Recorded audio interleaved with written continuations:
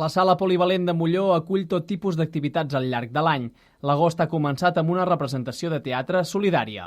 Ha estat gràcies al grup Teatros Rotundus del casal Camprodoní.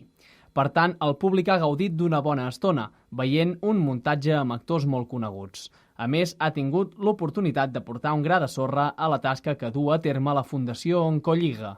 Teatros Rotundus ha representat Amors Folls, una adaptació de l'obra Nit de Reis de William Shakespeare, on Rosa Roig dirigeix 15 actrius i actors. Ja la van estrenar per Sant Pallari, però hem pensat que per la comarca podria ser interessant fer la representació a Molló i tot el que recapti, la meitat, és a dir, hem convingut amb la Rosa Roig, la directora, que la meitat del que recapti anirà a Oncolliga Girona. Cadascú ha aportat la quantitat que li ha semblat més adequada. Estava previst pagar la voluntat després de la representació.